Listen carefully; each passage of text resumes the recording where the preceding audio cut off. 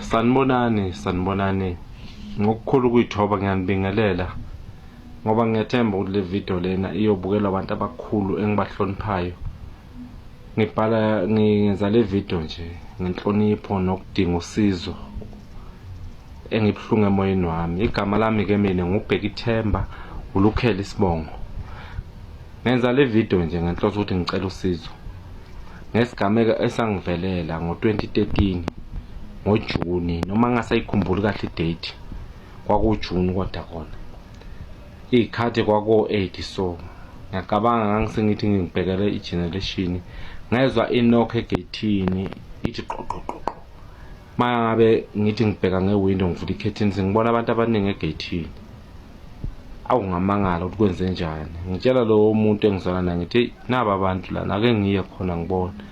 Mangifika lapha bathi ndoda sifuna ubhuti wakho. Ubhuti wakho la ugangile emsebenzini, so singamaphoyisa thina, sifuna ukukhuluma nogogo. Awuna basho kanjalo. Okay, mina vele ngiyazi angingeni ndawo, mina angazi lutho. Bangivezela ikhathi bathi bafuna ukungena phakathi bazokhuluma nogogo, bangamaphoyisa. Angeke nginqabe ebantwini bomthetho nabafuna ukungena ngoba nami ngiyabathemba abantu bomthetho. Bangena ngaphakathi, nase bangenela ngaphakathi kodwa abasayi igogo. Omunye sobamba mina ngqi ngemuva, ungibuza ukuthi ubhuti wami ngimgcine nini. Sekuyiwe eroomini lakhe kuyabuzwa ukuthi weliphi iroom lakhe, ngiyabakhombisa. Mina sengibanjiwe nje, nefoni yami iyathathwa. Angisazi ke manje ukuthi sekwenzakalani ke manje, kodwa labantu bangena ukuthi bathi bangamaphoyisa. Angicabanga ukuthi ngale ndlela ngangibathemba khona bathi bangamaphoyisa ukuthi amaphoyisa angangenza kanje. Ngaba buhlungu kakhulu emoyeni wami.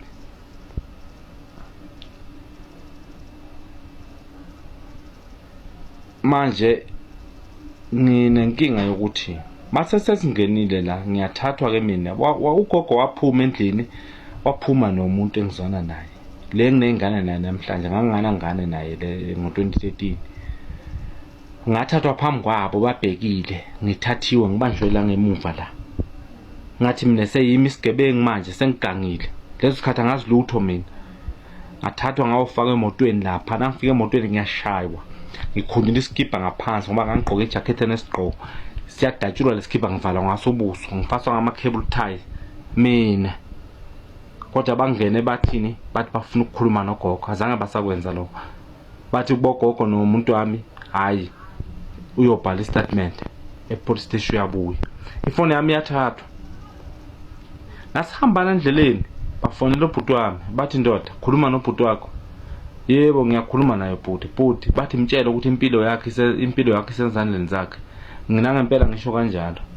Ubhuti wami wakhuluma nje igama lokuthi ngizokwenza impilo zenu zibe nzima. Wabatshela kanjalo.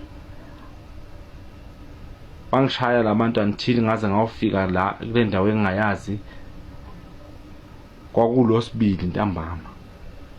Ngafika kule ndawo engingayazi le. Ngafikela kwenye indawo lapho ngangihamba nabo vele. Nangifika lapha ngakhishwa, ngabekwa lapha. Ngiyezwa kuyakhulunywa ukuthi bantu baningi. Ngangithi ngivaliwe mina, angiboni lutho ngivaliwe. Ngizwa nje kuyakhulunywa. Lapha engezwa khona izwi nje nakukhulunywa isilungu ukuthi hayi akibona abantu abamnyama bodwa la. Nasafika ke lo muntu okhuluma isilungu phambi kwami la, uza ngemumva kwami, mina ngifasiwe, ngivaliwe. Uthi hey, look at me. Lo munye angivula ubuso. Nakangivula ubuso lo munye, ngiyambheka umlungu. Ngithi ngiyabheka ngiyabona umlungu lo. Akuphelanga nesekhondi kodwa ngiphinde futhi ngingasambheki, ngibheke phansi. Angithele ngamanzi. Awathele ekhanda amanzi. Ehle amanzi. Ehle so. La ngangilimele yonke le ndawo lena, ngishiswa ngamanzi abilayo. Ngegedlela ngishiswa yilowo mlungu loyo. Angibuza ubhuti wami ukuthi ngithi mina ngimazi. After lokho ke bangiyeka, bangabekwa kulelo gumbi engibekwa kulo, libe ngigadiwe.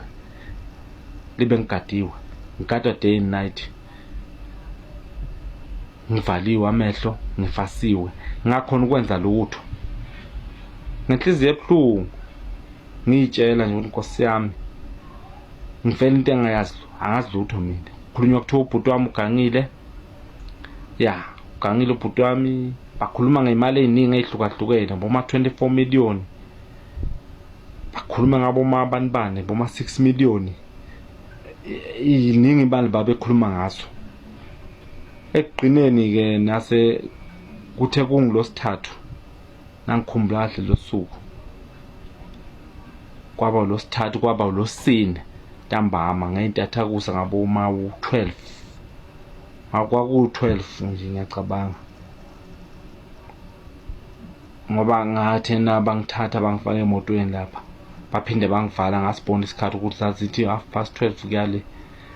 Ya, noma nganasho kahle, ngoba ngangithi noma ngihamba endleleni ngibheke phansi, ngase ngivuzwa ngokuvuzwa nekuthiwa ndizakhomba ukuthi sikuphi imali. Siya Emelo la ubhuti wami lo azalwa khona ubaba wakhe sihlanganiswa umama mina naye, ubaba sizalwa ndawonye.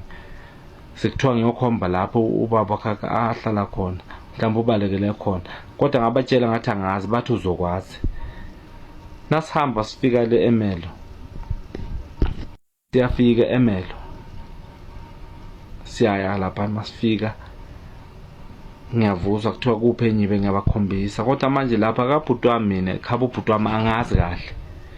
Ngaqina kudala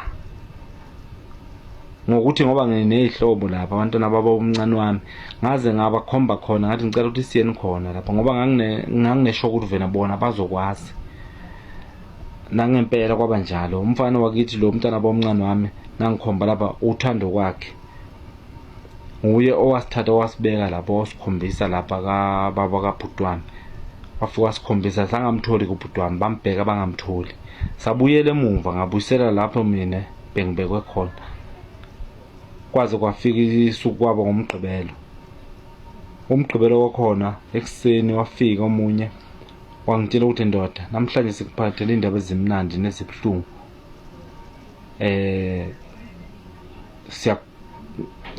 Ngicale ngakuphi? Washo kanjalo. Ngathi ke mina cala noma yiphi ebhlungu emnandi, cala noma yiphi. Wathi ndoda siyakukhulula namhlanje. Okay, wangikhulula ke. Nakufika ikhathi ngabo 9 bangiletha, bafika bangibeka e-stadium lapha eHansasfield, ngawokha ngenyawo ngeza la endlini, ngilimele nginjalo. Ngangilimele lana ngiqeqebukile, ngishiswe ngamanzi. Mangifika la ekhaya la ngithola ubaba sokhuphukile, sebala igoli nomama, ngoba babehlala ekhaya eMpumalanga. Sebazophela nabo bazenga ukuthi babozwile ukuthi ngikidnajiwe, bazomabamangela ukuthi kwenze njani, abazi nokuthi bangifunephi, abantu engingabazi. Ngifike ngibathole-ke la, bakhaleke nami inkosi yami ngikhale kanye nabo, ngilimele, kodwa babonga ukuthi ngoba ubuyile mntanami kulungile, isilonda sizophola. Ngakusasa ngivuke kuyisonto siye ka-doctor, udoctor lo kunguMashabela lo. Ngafika khona wangisiza, wanginikeza imithi nyana ke, ngangachazi lutho nami, ngathi nje ngishiswe ngamanzi, azangikhulume lutho. Ukuhamba kwey'nsuku ke kwachubeka uhamba inyanga, kwaku-October. Ngicabanga kathi ngangishonele ubhuti wami ekhaya, ubhuti wami omunye owengizalwa naye kubaba, ashone ngengozi yemoto. Uye ke lo engathi nangisekhaya ngisemngcwabeni, sekuphelile nje umngcwabo. Bafona nge-private number, ngayibamba ifoni. Bona babefikela, bafike bathola umama lo ingane nogogo ozala umama. Bakhuluma nami nje bangale kwegate laba bangapha, bathi bona bangamaphoyisa bazwile ukuthi bathola umuntu loyena wachaza ukuthi kwakidnap umfana eKatlehong kanjalo. Bangifonela ke mina ngayibamba ifoni, ngasho ngathi hayi. Bathi ndoda uke wakidnap kanje ngathi yebo. Bathi okay, la singamaphoyisa thina sifuna istatement kuwe kanje. Usempumalanga kuphi? Ngabachazela ngise-Emelo mina. Bathi sizofika lapho, zama ukuthi ugibele imali leyo ugibele ngayo sizokubhadala, uye police station Emelo. Nangempela ngenza njalo, sahlangana Emelo, ngafika ngabhala istatement Emelo, ngabachazela yonke into eyenzeka. Nabafika le bona bafika kimi vele ezabantu engathi bazi yonke into ukuthi ingakho ngaze ngalabo, ngoba ngangingabathembi, ngisola ngathi yibo labantu laba abangithathile ngale ndlela abazi ngayo into. Bathi kimi babamba omunye wakhona, bangibonisa ezithombeni, bathi ngiyamazi, ngathi mina cha ngimazi. Bathi bambambile lowo muntu loyo, nguye ochazile ukuthi kunomfana wakidnap eKatlehong kanjalo. Okay, kulungile. Kanjalo-ke basachaza lokho, nami ngakhuluma-ke into eyenzeka kimi ukuthi mina ngathathwa kanjani kanje. Ngabhala istatement. Bangitshela-ke bona bathi, ndoda, labantu laba ungakhona yini ukubabona e-police station?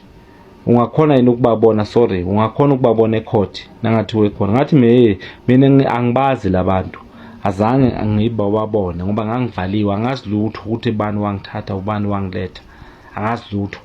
Bathi bona mamela la, ngithi kubo kodwa ngakukhipha lelo ukuthi ngathi mangifika le bangivula kancane, umlungu lona wathi look at me, ngambona ukuthi ungumlungu kodwa angimazi, ngeke ngimkhombe ngisho ecourt ngoba kwakwazange kuphele ngisho second.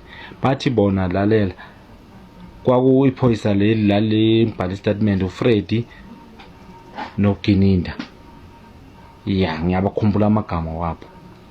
Bathi ndoda lalela labantu laba uzobakhomba ecourt wena, nalo wavula igate oyiphoyisa uzofika umkhombe ecourt, accuse number 1 no number 4.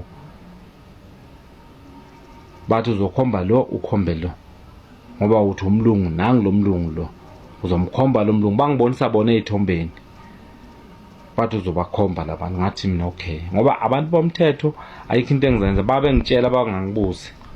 Base bathi ndoda mamela, yonke lento eyenzakala la, nasekuphele yonke lento le, wena sizokunika imali, uzothola imali, umele uclaim imali, uthola imali, ukhishneje amaphoyisa, uzothola imali. Sifuna ukuthi lento le uyenze, labantu labo bakhombe ecourt, ngoba mina ngangeke ngibakhomba, ngibazi bona, bangibonise ezithombeni ukuthi uzokhomba lo owavula igate, usho ukuthi nangu lo nalona umlungu lona u-accuse number bani. Ikwaba kanjalo ngoba ngakhomba abantu ababili vele ecourt, bangibonisa bona ezithombeni, ubaba uFreddy Ramohari noGininda bobabili. Angibakhulumi kabi kodwa ngikhuluma iqiniso ngenhliziyo ebuhlungu ukuthi ngoba ngathenjiswa imali mina ukuthi mase kuphele le case le yonke ngizothola imali.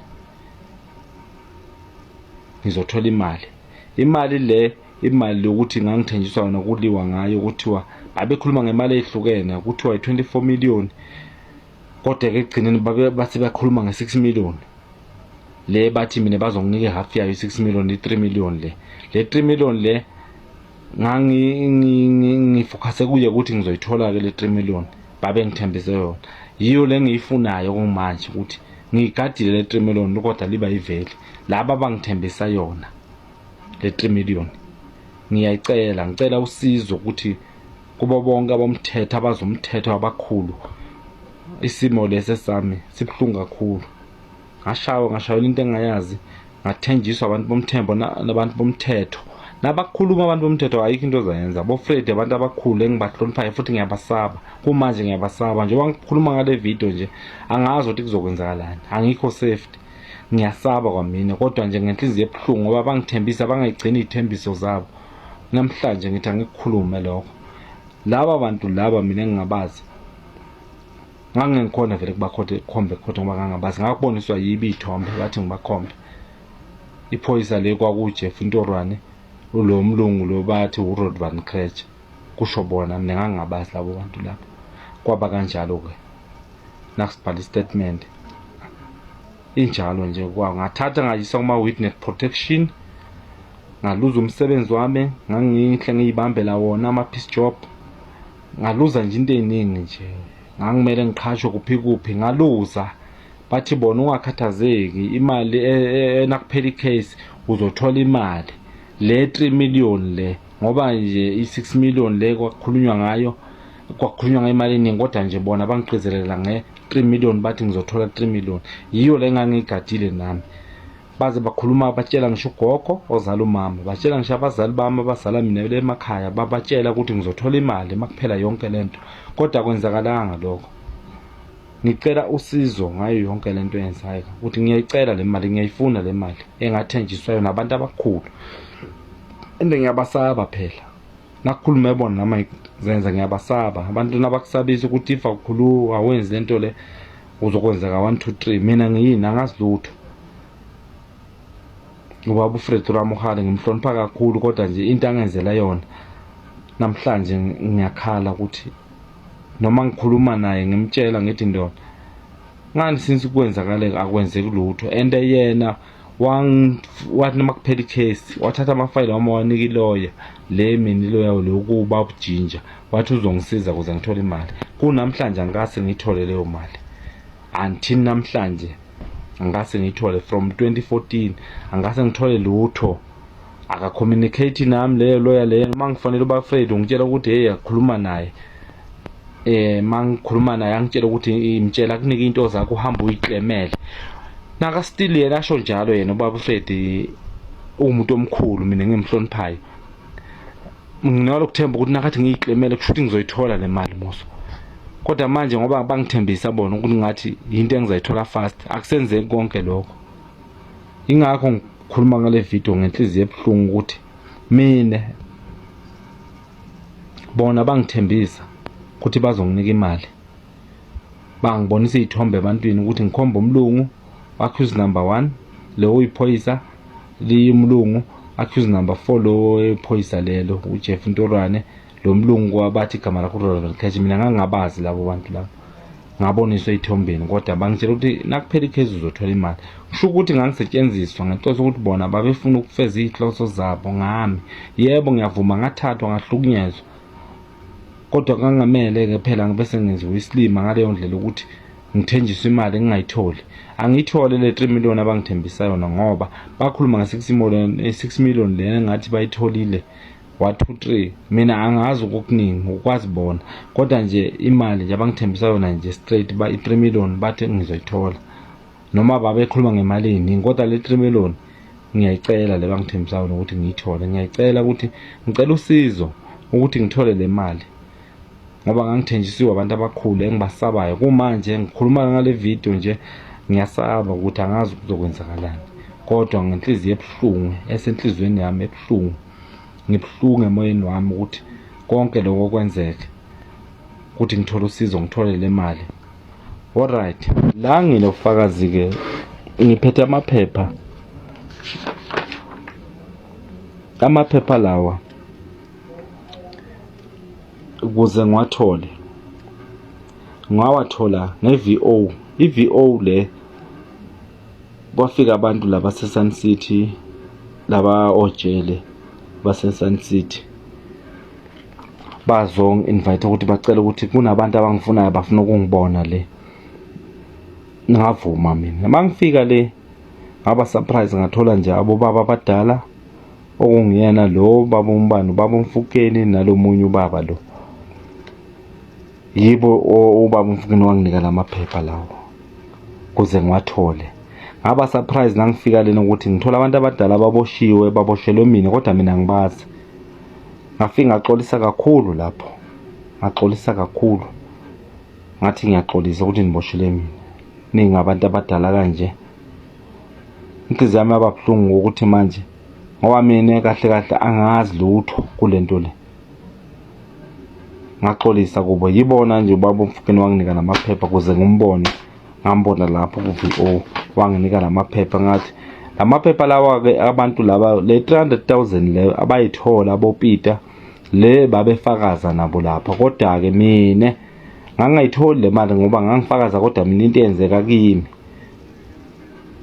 ngangithenjisiwe nami ngoba ngizobhlungu ukuthi ngoba bathola abanye 300,000 nami bemele ngithole phela le 300,000 ngithole le 300,000 nami ngikhona ukuphesha ngoba ngathenjiswa abantu abakhulu engibasabayo nawuthenjiswa amaphoyisa abantu abakhulu abo Fred abo Bongani Gininda unawe uyathemba ukuthi yonke into ilungile kodwa namhlanje bangilahlela ngaphandle ngiyahlupheka la ngiyasokola ngalahlekelwa umsebenzi wami omuhle engangithi ngifune ngisebenze kuwo bangithatha bangisale ku witness protection bathi bona yonke into mase kuphela icase kuzoba right ngizoba nemali ngingakhathazeki ngomsebenzi ngoba ngakufuneka ngifeze inhloso zabo ngicela usizo ke ngicela nje usizo njengoba ngibhalile ngikhuluma ngale video ngicela usizo ukuthi ngicela le mali le 3 million le ngiyayicela ukuthi ngiyithole ngoba seside lesikhathi from 2014 ngicela nje usizo ukuthi ngiyithole le mali ngahlukumezeka mina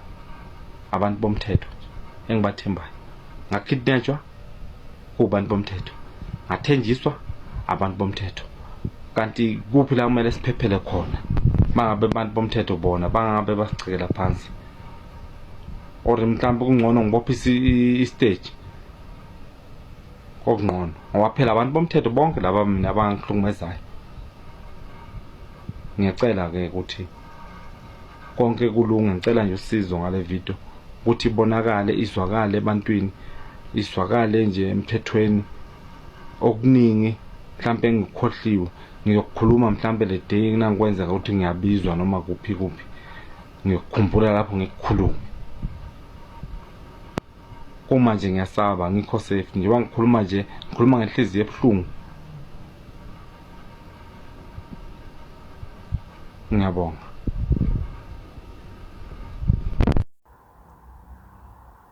Hello good people, welcome to this channel. If you are new here, please make sure you do the right thing. You press that subscribe button and hit the notification bell. Good people, please comment below, tell us what do you think about this video. Don't forget to like, share and subscribe. Kulungile, bye. See you on the next one.